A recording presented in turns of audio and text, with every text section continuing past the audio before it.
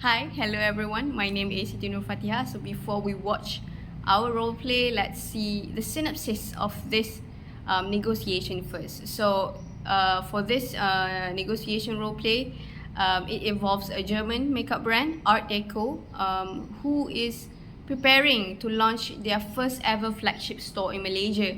So for their opening, they seek for to offer their guests more than just the cosmetics. They want to offer a German and Malaysian experience fused together. So Art Deco then reaches out to Outside Scoop, which is a local cult favorite ice cream brand celebrated for its artisanal craftsmanship and unique flavors. So Outside Scoop, of course, honored to know about the collaboration. So the collaboration of these two brands begins digitally via Google Meet, where the precision of German corporate values meets the warm experiential spirit of Malaysian culinary culture. But throughout this negotiation, the path to get that perfect scoop does not come off easily, because these two brands, in the middle of the negotiation, they clash over a cultural nuances about brand positioning of Outside Scoop's halal integrity. So through a series of strategic negotiation and shared commitment to excellence from both sides of the brand, they finally find a common ground to solve the issue. So as a result, it's a win-win agreement, and as a solution, they produce a non-alcoholic signature dessert that fuses the soul of German Vienna stitch cake with the heritage of Malaysian cendol, gula melaka, and some shredded coconut. So this negotiation celebrates how these two distinct worlds can find a common ground through a language of flavor, using the strategic steps of intercultural negotiation. Now moving on to the characters and responsibilities. So the first character, Hans Wagner, is played by Salman. He's from low context culture, which is Germany. He is reserved and open-minded. He is responsible for taking notes for the meeting. He is strategic, time-driven, and blunt. Next is Leonie Miller, played by Ain Najwa. She's from low context culture, which is Germany. She's the marketing manager of Art Deco. She's detail-oriented, analytical, and values individual expertise. She is direct and frank in her speech and sharing her ideas. Next is Farah Hadi, played by Siti Nur Fatiha. She's from high context culture, which is Malaysia. She is responsible for the negotiation for collaboration or branding improvement. She's relationship focused, high context, and seeks harmony. She ensures effective communication and resource allocation. And the last one, Dini Hashim, played by Rose Alia Dini, from high context culture, which is Malaysia, acting as a cultural guardian, cautious and protective of brand reputation, and facilitates collaborative problem solving. So now I will be presenting about the comparison of negotiation style between the German culture and the Malaysian culture. So between German and Malaysian, they are very contrast in time orientation. The German do monochronic culture, where they see being on time is a basic etiquette. So according to Betu 2014, German view lateness as evidence of lack of respect, while Malaysian, they have polychronic culture, where according to Baichu 2014, polychronic cultures start and ends meeting at flexible time. They have fluid schedule where their plans are adaptable and meeting might start late or delayed due to relationship building. And for communication styles, German do have a direct communication style because they are a low context country. So according to Lisbersky 2024, German are known for being direct, honest, and task oriented. So they value clarity and precision over a small talk, while Malaysian is an indirect communication style.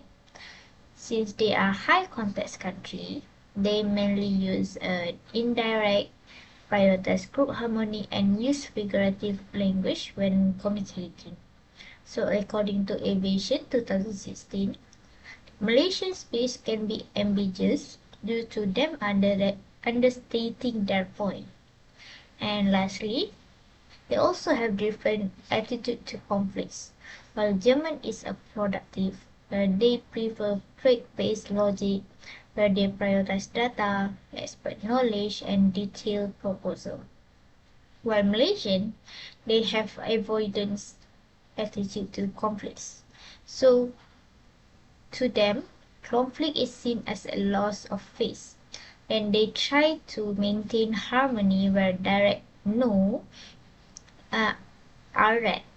So, according to Aviation 2016, Malaysian tried to maintain harmony, but and great consideration is made to ensure that what is being said, or how it is being said, and how much is said does not offend others. As to how these differences influence the negotiation process, we can see all of the negotiation styles affect the process itself. Now, for example, as seen in the role play, that the Malaysians were late because they have a polychronic culture, meaning they were not very sensitive of being on time. Uh, while the Germans were already in the meeting room like 15 minutes earlier than uh, the supposed meeting.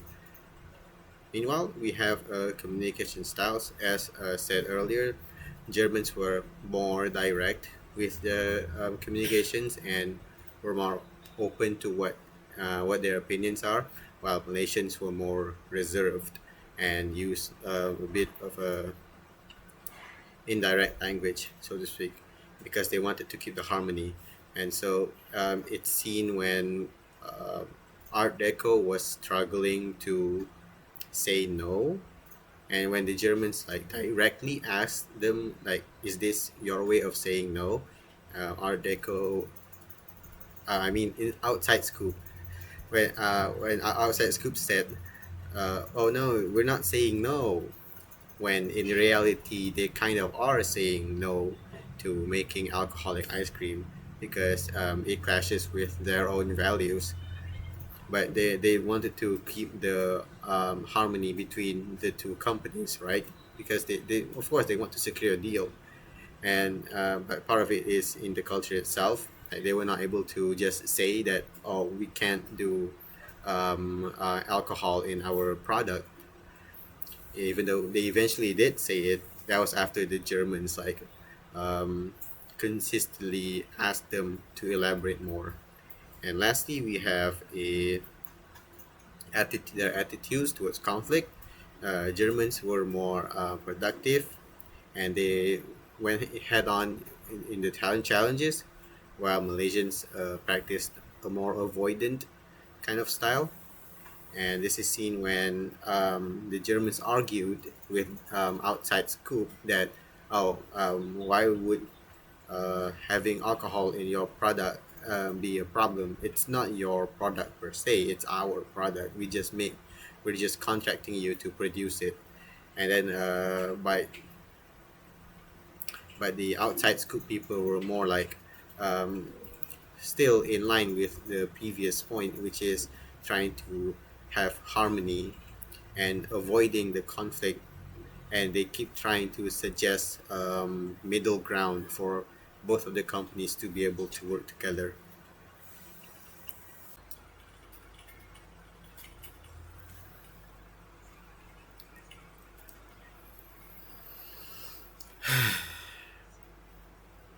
It's 8:55 already. We've been here for 10 minutes. I'm pretty sure the email I sent them said 9 a.m. is the meeting. I have 3 others call after this. Same. I hope this isn't a sign of their management. If they're late to a simple meeting like this, imagine how late they're going to be with the logistics.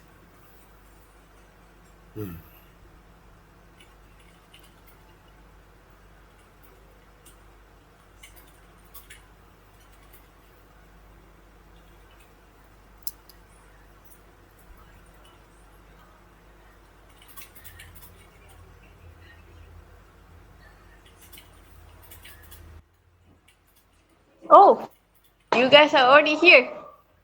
Good morning, and I hope it's not too late to wish you guys a happy new year. So welcome, welcome. I'm so sorry because it's 3 p.m. in KL right now, and we just had our lunch, and we just come back from our break for prayer, and also like the Wi-Fi at the office today was like quite something. So I hope you guys didn't wait too long. We hope you already had your coffee. Ah, yes, good morning. Um, we have been here since 8:15 in the morning. We like to be prepared and we already had our breakfast at 7 before the meeting. Wow, that is the German efficiency we hear so much about. So, how's your New Year celebration, Miss Miller and Mr. Wagner? Um, yes, we can drop the casualties by the way. Miss Dini, you can call me Hans, and my partner over here is Leonie. And yes, we had a lot of fun, lots of drinking, and lots of laughter, and time spent with our families and friends. I hope it's the same for you as well in Malaysia. Yeah, yeah, we did as well. We had so much fun. And I heard in Germany you guys do like a lead pouring every time it's New Year. I read it last time. It sounds very interesting. Do you guys mind sharing about it? Ah, yeah, lead pouring. Yeah, we do it every year, but right now we would like to move straight to the agenda. We have very tight schedule for the launch window for Art Deco first Malaysian store. Oh, yeah, yeah, of course, of course. So how did you guys know about our brand? So about your brand, we heard some words from our Malaysian friends suggesting about your brand, and your brand image looks appealing and will suit ours. Not to mention your previous successful collab with Minecraft. Is that correct? Mm-mm. Yeah, yeah, yeah, yeah. Yes, yes, Leonie. Yeah, that's very good to know. Truth to be told, we were actually very excited when we got your email for the collaboration. Us, the outside scoop brand, would love to collab with the Art Deco brand, and we feel like our Malaysian heart matches well with your European shake. I see, I see. I'm glad you think that way. So now let's talk about business, shall we? So Art Deco is a premium makeup brand. So with that, our customers will expect a lot from us, and we would like to bring an air of luxury to it. Therefore, for our grand opening that we have chosen at Pavilion, we would want to have a signature flavor, so to speak. And we're thinking something that reflects Berlin, if you will. So I have designed the concept. So it's an alcohol, and we will call it a midnight vineyard. It should be a deep purple sorbet made with a high quality German Riesling wine, and perhaps a creamy base with a high bourbon infusion. So it needs to be sophisticated, edgy, and alcoholic, and it mesh with our image. Ah, a midnight vineyard. That's a very bold name, and um, I'm pretty sure the color would be beautiful though. Uh, yeah, yeah, very, very beautiful. And the idea of luxury is definitely what we want to project. Great. So I take it that we are in agreement then. Just to let you know that we would like the alcohol content to be a bit more prominent in the flavor. So we're thinking something about 3 to 5% after we freeze it, because we want it to have the kick that in the flavor.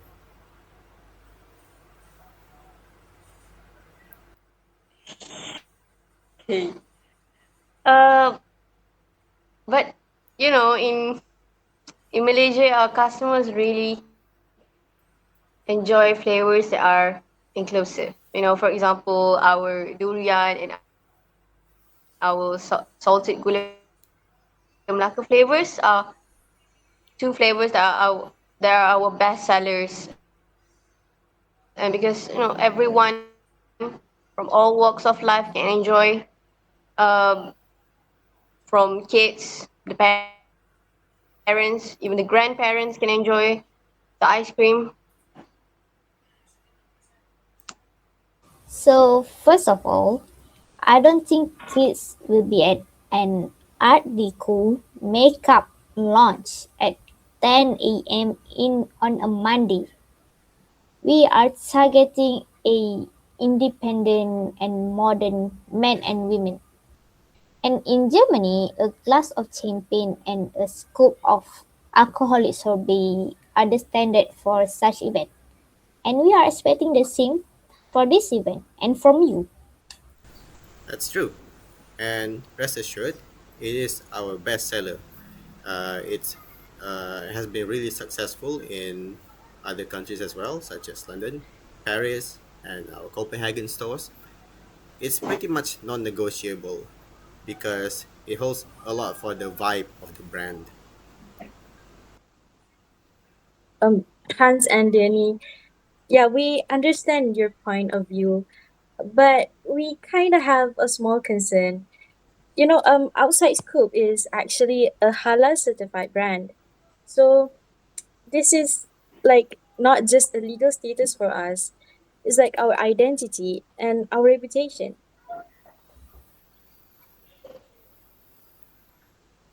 Yeah, and our Muslim friends and customers trust us. If the news spreads that outside Scoop is now producing alcoholic ice cream, I don't think that would be a good thing for us. It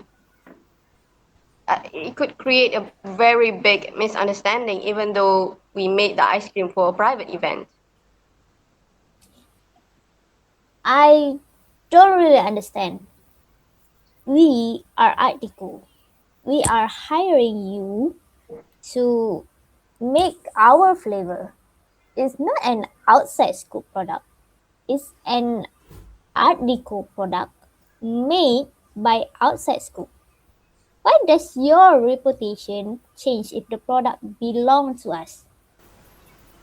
Yes, I agree with my partner here. Everyone is responsible for their own choices. If I wanted to buy an alcoholic product, as an example, that is my individual right. I don't see why the what's to say your collective reputation should stop an individual business deal.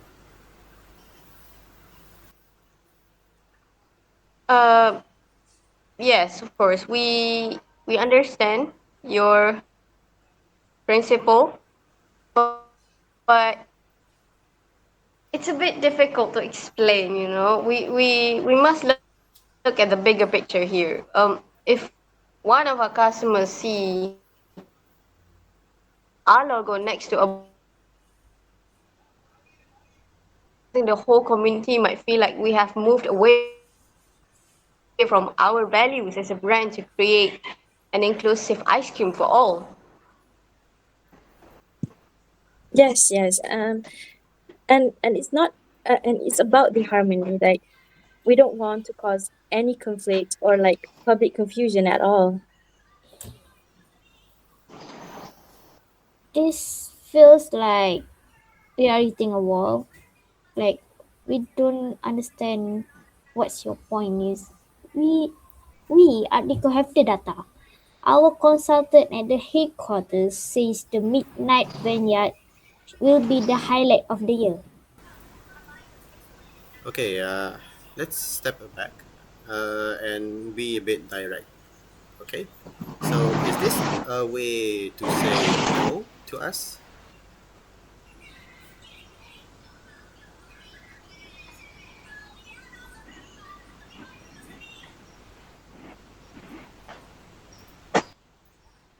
Well, it's not that we are exactly saying no, it's just that there are many challenges that we need to consider. It might be quite complicated because alcohol flavored ice cream might bring criticism to our brand.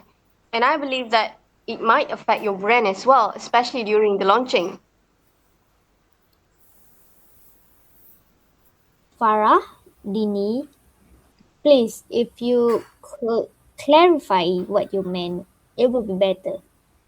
If you cannot do it, just tell us now and we can find someone else yet that can do it for us. Please, we are professional here. We won't be offended by a no. We can find other brands that can do it for us, but now we are offended by the delay.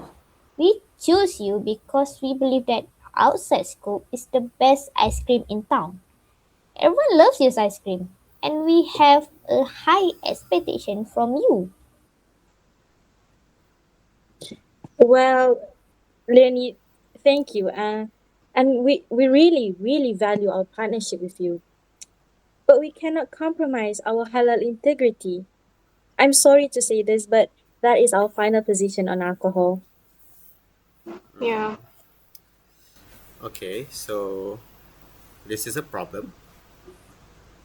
Uh, what if we cancel the dessert portion for the lunch and then just serve our guest drinks?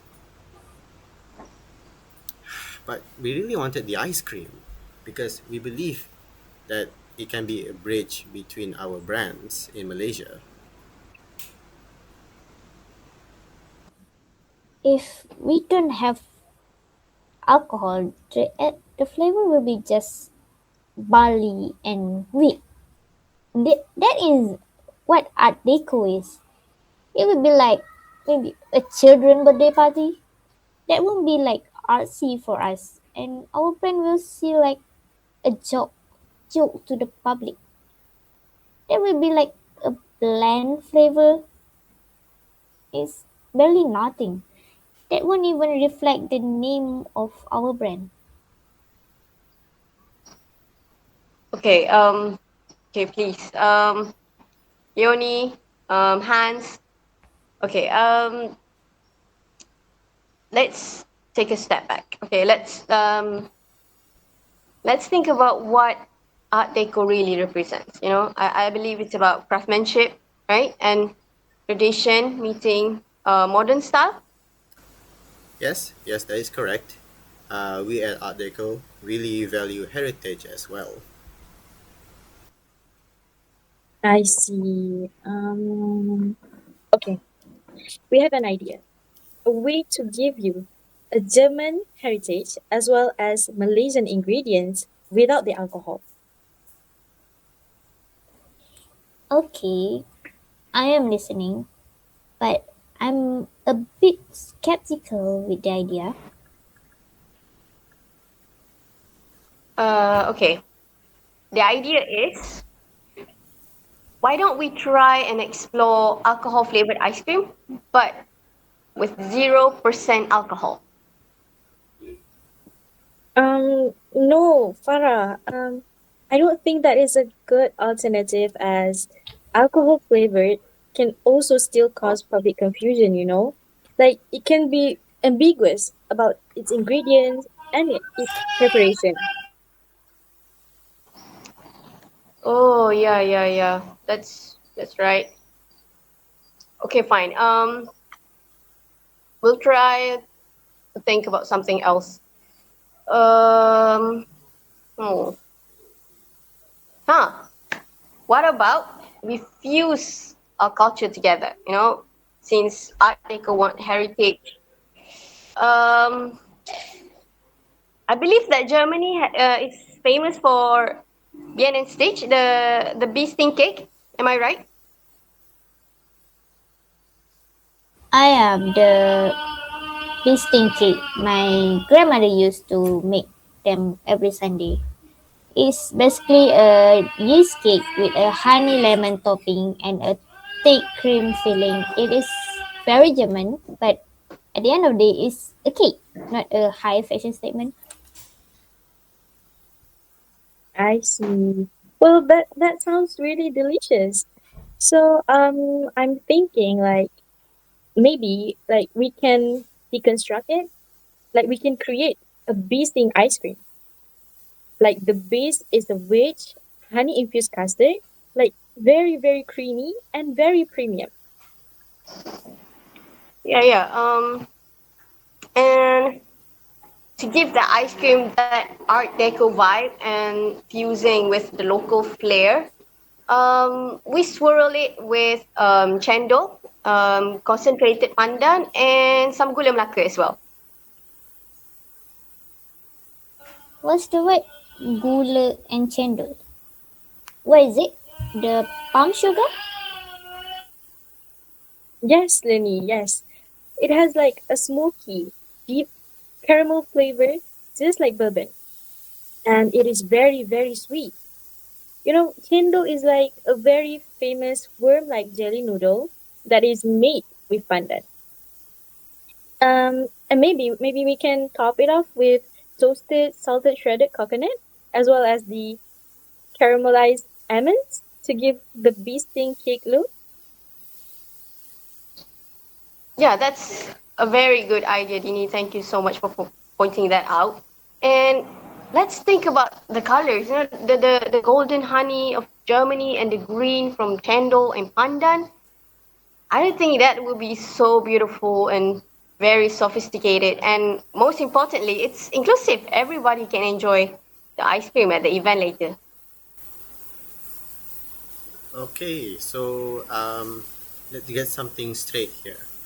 No alcohol involved, yes. So the what was the word? Gula melaka, and so this Yep. thing will provide the dark and the complex note that we were trying to achieve. Is that correct? Yes, exactly. You mentioned earlier you want a midnight flavor, but instead of midnight vineyard, we can call it something like um, Berlin to Kuala Lumpur, Bien and Do, Bien and Stage and Chendo, a mix of both culture. That's just the idea, but you can figure out something better later. So, bien and dol. Well, I think personally that actually works very well with our new campaign, and it shows that we aren't just a German brand dropping in. It shows that we are listening to the local culture and blending in. Yeah, and how does that sound? Impressive or oh me? I think if the plating is right, maybe we can serve it in a special cup. It could look more expensive than our initial concept, and it's a story. Journalists would love to hear a story about the fusion of a culture. Yeah, speaking of plating, I think to make it fair, um, we will give you the full control of how you want to serve the ice cream. From the designing of the packaging to how you want to present the ice cream on the day of the event. So outside school will only provide you the ice cream, but the presentation is all yours. Yeah, I think that sounds great. We will definitely have a design that fully reflects our makeup brand. Of course. Yes, yes. And we can guarantee that every single guest at your event, be it Muslim, non alcoholic, children, and even the elderly, they all can enjoy it. Like no one will feel left out. And that is the Malaysian way. I see. I see. Um, I think the logic is good. I like it, and I must admit, it's quite smart. It solves this reputation issue that you have with halal certificate, was it? And also the conceptual issue that we have for us.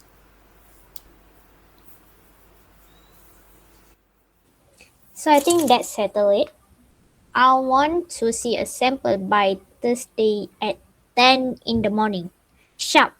And by 10, I meant at 10 you are ready with all the documents, not just getting ready for the meeting. And we will arrive in Malaysia by then. Okay. Noted. Copy that. We don't worry, Leonie. We'll make sure that we will have all the documents needed at 9:45 a.m. sharp, and we will this time we'll make sure that we are earlier this time. Yes, don't worry. Rest assured, Hans and Jenny.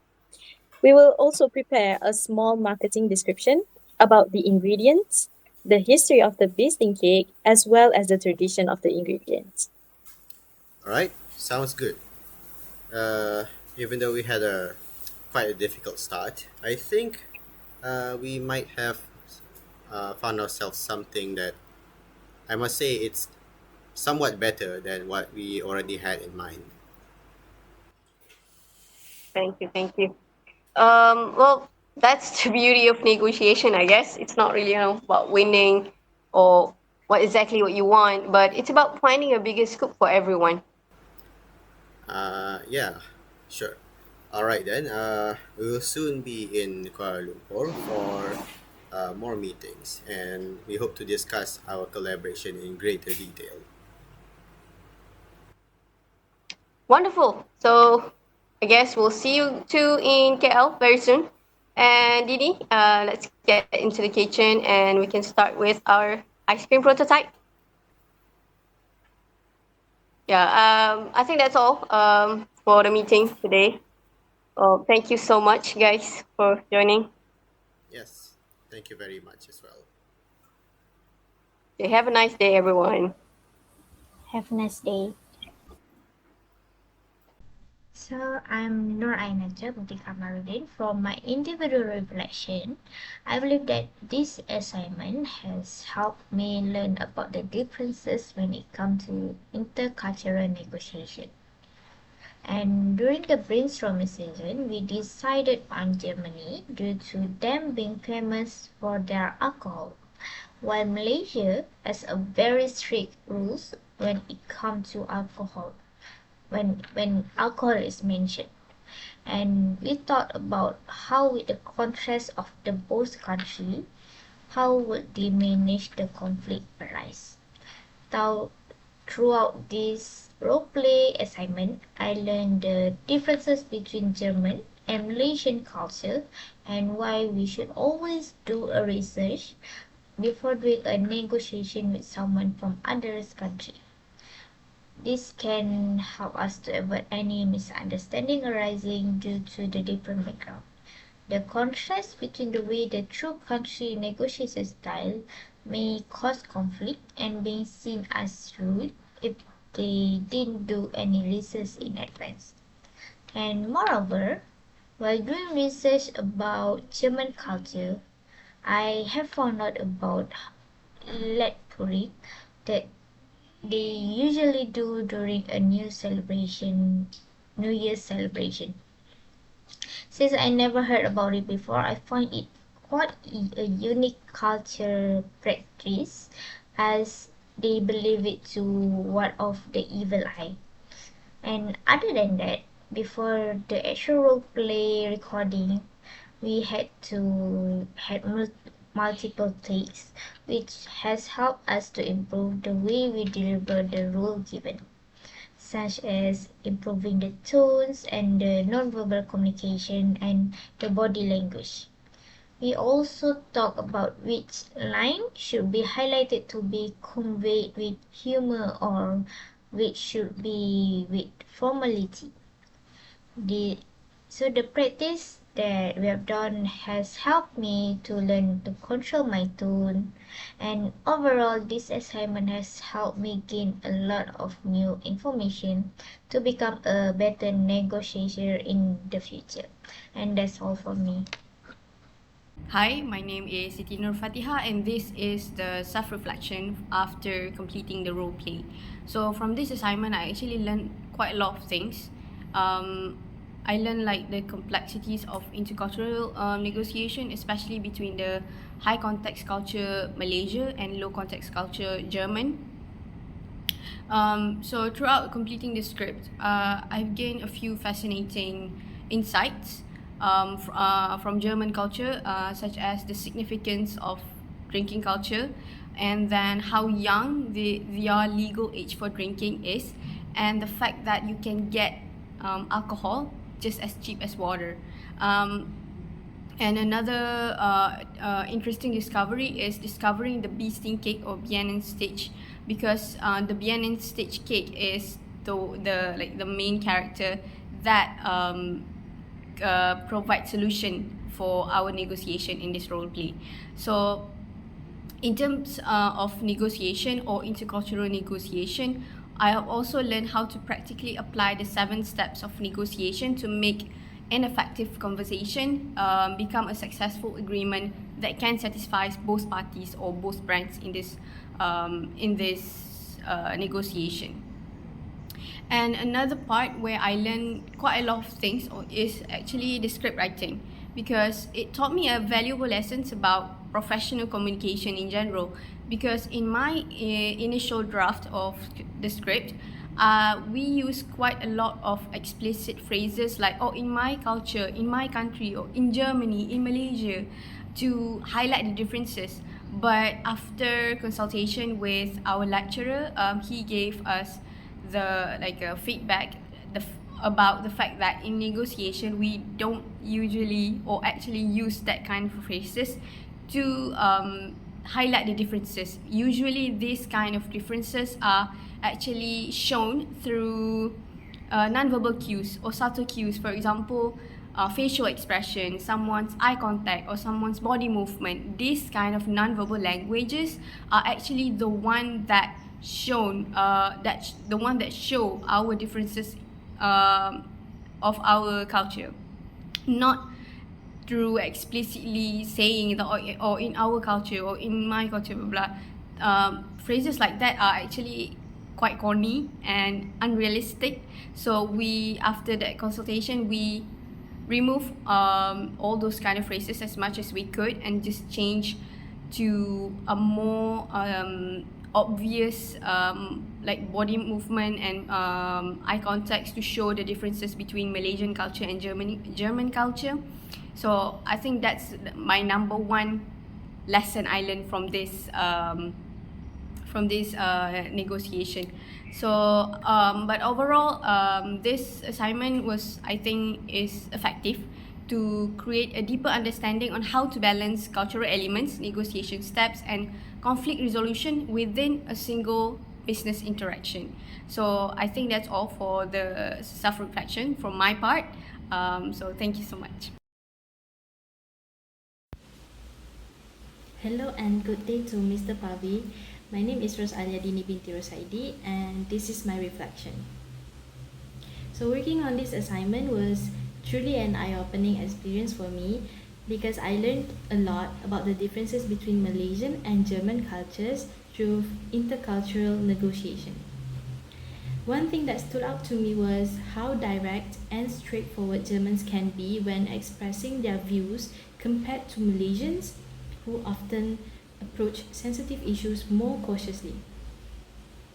Going through the script made me realize that we had to handle the conflict carefully, because it involved a very sensitive issue which is integrating alcohol into a halal certified brand.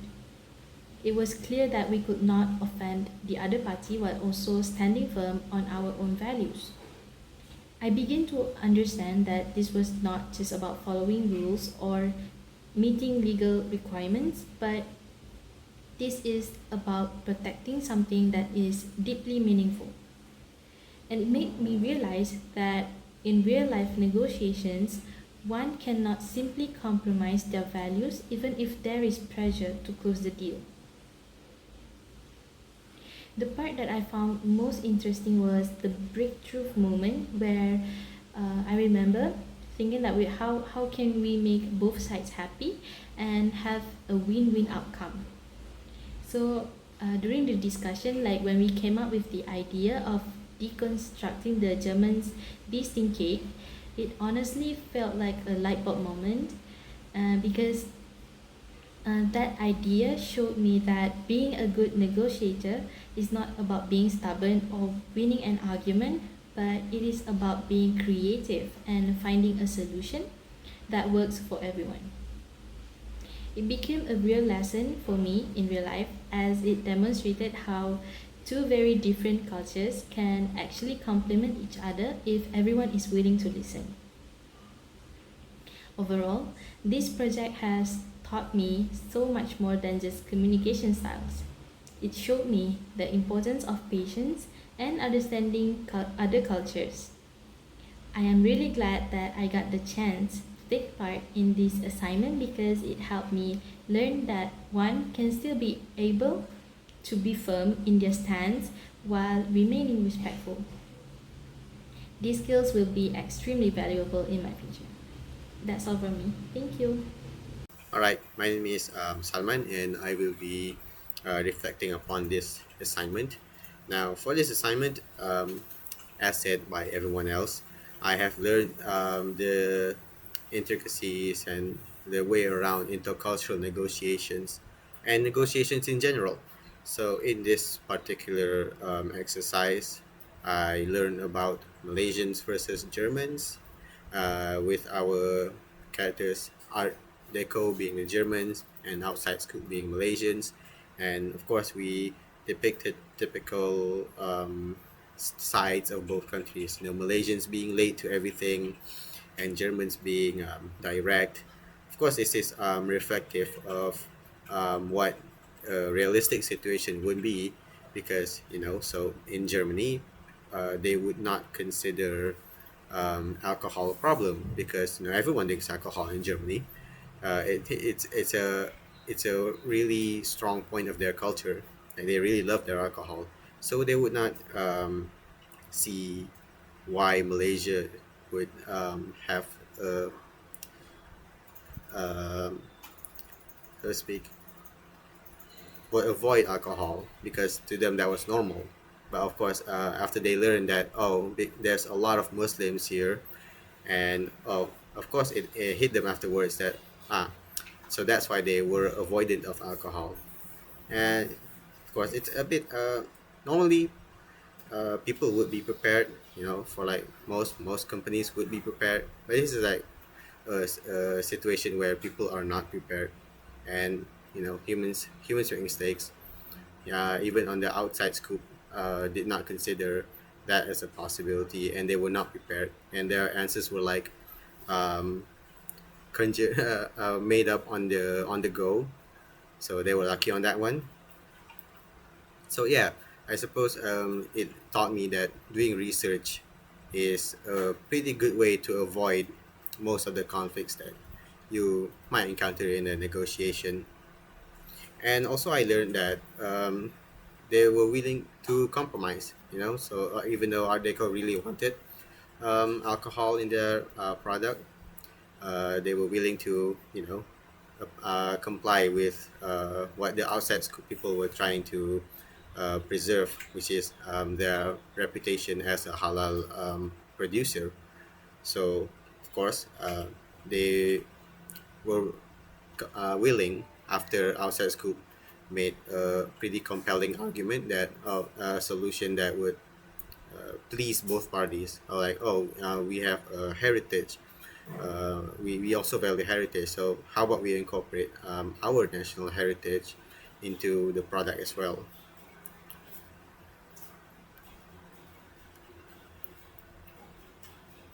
Oh, and I also learned a lot about my presentation skills for the role play because I realized in the trial runs I tended to just read the script, and also my friends pointed it out, and Mr. Pavi had also pointed it out before we even recorded.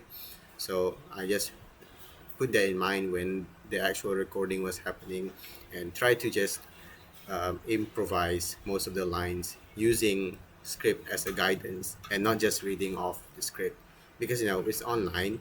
So I had the script right beside me, and I just tended to just read, even though I did not intend to, but I just resorted to reading. And so yeah, that was a problem that I learned to adapt to. So yeah, this assignment really taught me a lot on negotiation in general, and also how a situation in the negotiation table would be, and how I my attitude on the assignment. So that's all. Thank you.